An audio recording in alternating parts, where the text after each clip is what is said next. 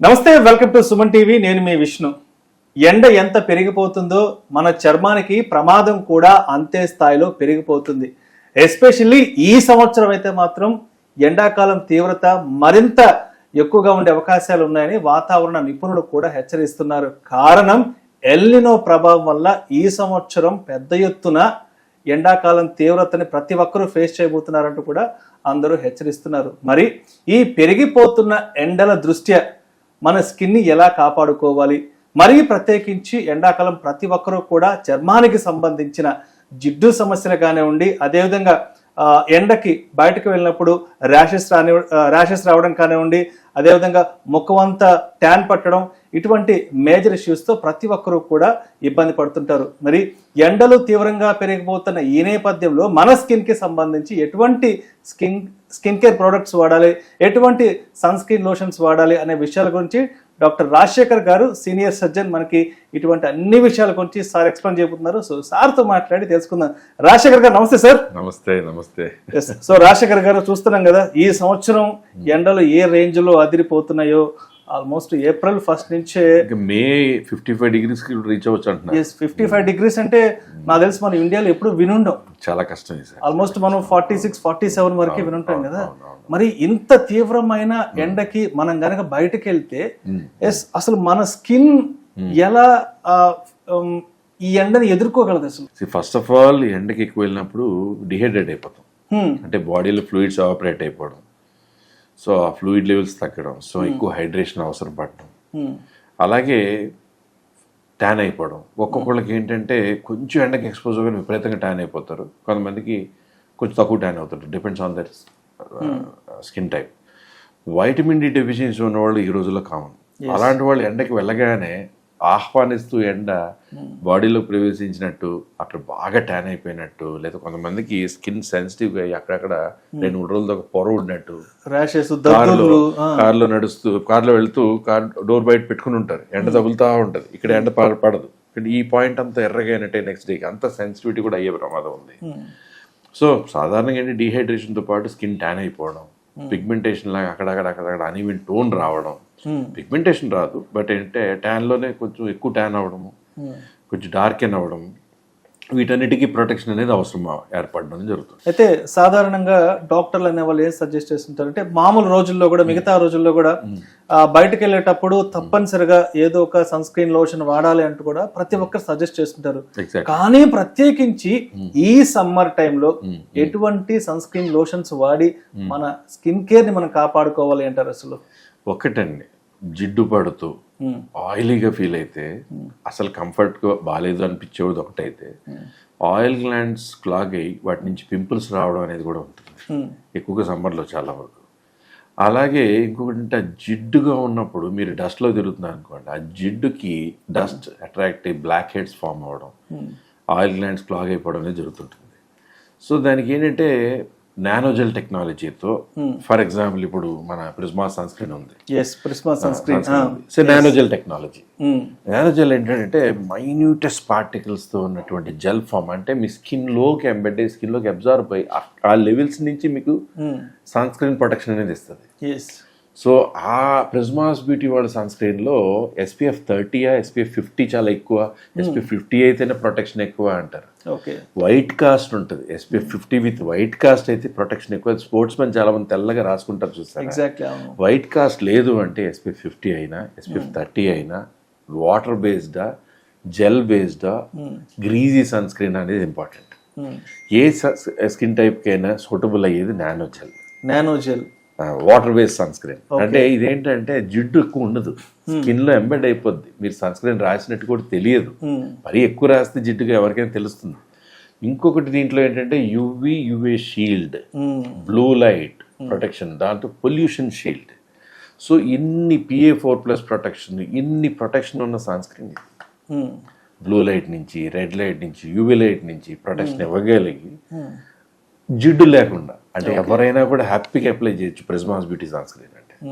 So this is very important. Plus water hydration రోజుకి 3-4 litres తీసుకోవడము, చక్కని ఫ్రూట్స్ ఇంటేక్ తీసుకోవడం కూడా important. Of course sunscreen చాలా ఇంపార్టెంట్ అనుకోండి, బట్ అది కూడా ఇంపార్టెంట్. సో ఇప్పుడు డాక్టర్ గారు, ఇప్పుడు Prismas B sunscreen SPF 30 PA++, so ఈ నానో జెల్ ఏదైతే ఉందో అసలు దీన్ని ఏ మోతాదులో వాడాలి, ఏ టైమింగ్లో దీన్ని కరెక్ట్గా కానీ వాడగలిగితే మన చర్మానికి మంచి పోషకాలు అందించినట్టు అవుతుంది? అసలు ఫస్ట్ థింగ్ ఏంటంటే పోషకాలు అనేవి సన్ స్క్రీన్స్ లో సాధారణంగా ఉండవు, కానీ ఈ సన్ స్క్రీన్ వాడుతుంటే స్కిన్ బాగుంది, స్కిన్ సాఫ్ట్ గా అనిపిస్తుంది అనే ఇంగ్రీడియంట్స్ కూడా దీంట్లో ఉన్నాయి.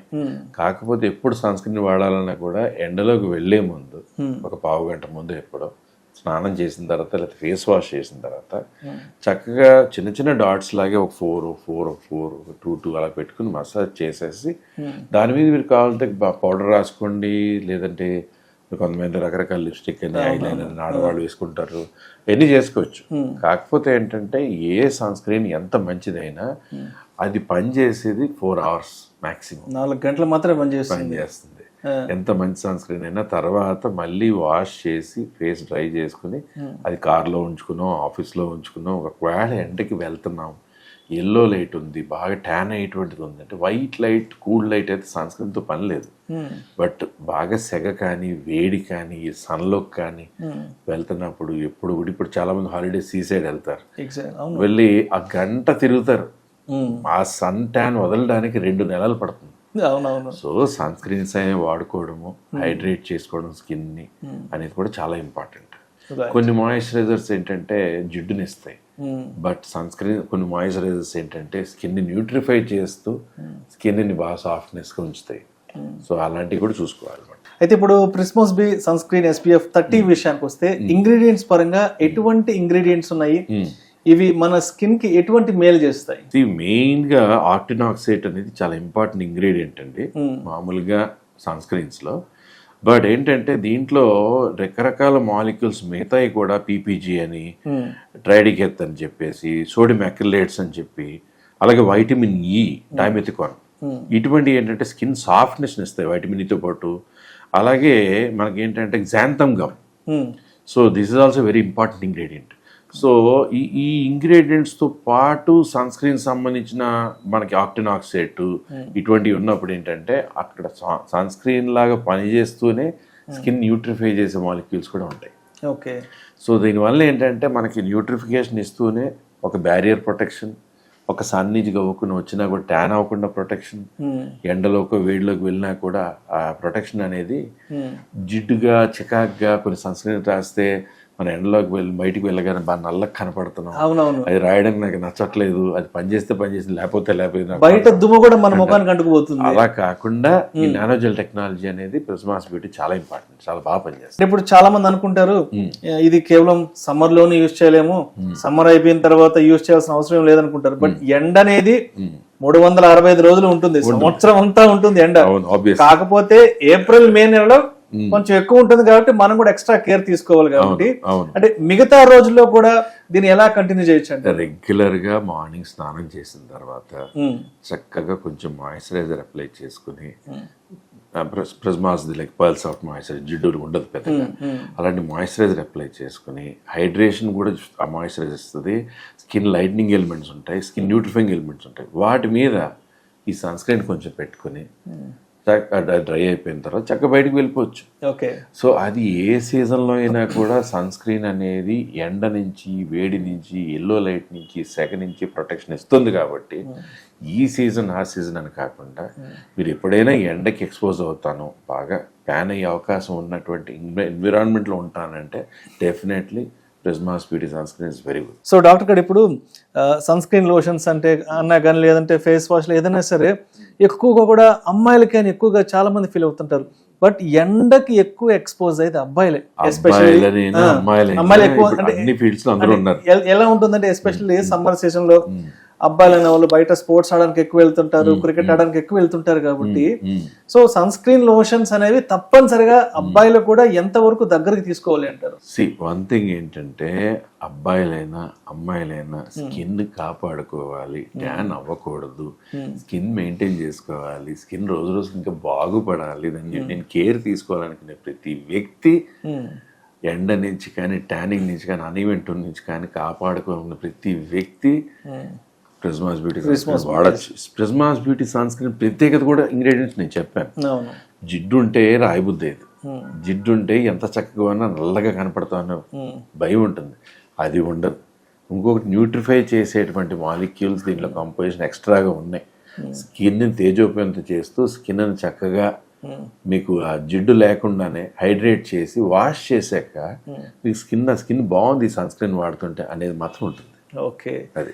సో ఇంకొక డౌట్ ఏముంటుందంటే ఆడియన్స్ కి, ఈ skin care lotions sunscreens కదా, ఏజ్ క్రైటీరియా ఏమన్నా ఉంటుందా? అంటే ఈ ఏజ్ గ్రూప్ వాళ్ళే వాడాలి, లేదంటే ఈ ఏజ్ గ్రూప్ వాళ్ళు ఇటువంటి సన్ స్క్రీన్ లోషన్స్ వాడకూడదన్న ఒక ఆలోచన ఉంటుంది. కాబట్టి అటువంటి ఆలోచన, అటువంటి డైలమాలో ఉన్న వాళ్ళకి మీరేం చెప్తారు? మన Prismas B sunscreen lotion screen చిన్న పిల్లలు, ఓకే, పసి పిల్లలు, మీరు ఎక్కడికో వెళ్తున్నారు, ఎత్తుకుంటారు, ట్యాన్ అవుతారు, రాయొచ్చు, ఒక లోషన్ లా రాయొచ్చు. ముసలి వాళ్ళు రాయొచ్చు, మగవాళ్ళు రాయొచ్చు, ఆడవాళ్ళు రాయొచ్చు, ఎవరైనా వాడుకోవచ్చు. ఫస్ట్ థింగ్ ఈజ్ దీంట్లో హార్మ్ఫుల్ ఇంగ్రీడియంట్స్ ఏమి ఉండవు. And most of it is Prismas beauty ప్రొడక్ట్స్లో at least 90 to 95% ingredients are all natural. తర్వాత నుంచి దాని కెమికల్ ఇంగ్రీడియంట్స్ ఉంటాయి. So physical sunscreens chemical sunscreens కంటే కూడా this is more a physical sunscreen and more of skin nutrifying sun screen.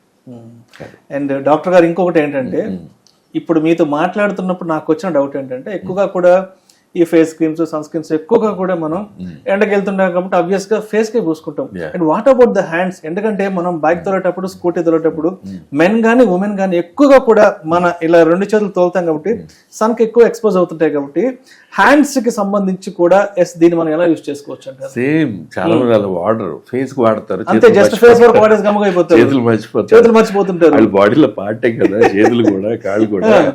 So చేతులకి కూడా కొంచెం సన్ స్క్రీన్ రాసి, మాయిశ్చరైజర్ రాసి సన్ స్క్రీన్ రాసుకోవచ్చు. కాళ్ళకి, పాదాలకు కూడా మాయిశ్చరైజర్ రాసి సన్ స్క్రీన్ రాసుకోవచ్చు. బట్ అది బాగా జిడ్డుగా ఉండి అయితే రాయబుద్ది అయ్యేది, కానీ ప్రిస్మాస్ బ్యూటీ ప్రొడక్ట్స్ హ్యాపీగా రాయొచ్చు. సో చూసాం కదా డాక్టర్ గారు చెప్పినట్లు, అమ్మాయిలైనా సరే అబ్బాయిలైనా సరే ఎండకు వెళ్ళే ప్రతి ఒక్కరూ కూడా మన ప్రిస్మాస్ బీ సన్ స్క్రీన్ SPF 30 క్రీమ్ని ప్రతి ఒక్కరూ కూడా అటు ఫేస్కి కానివ్వండి, అదేవిధంగా హ్యాండ్స్కి కానివ్వండి, ఇంట్లో నుంచి బయలుదేరి వెళ్ళేటప్పుడు కొంచెం అప్లై చేసుకుని బయటకు వెళ్తే మాత్రం మరి ఇప్పుడు పెరిగిపోతున్న ఎండల నుంచి డెఫినెట్గా మన స్కిన్ అయితే మనం కాపాడుకోవచ్చు. Right, thank you sir, thank you so much Rajasekhar గారు. Thank you so much.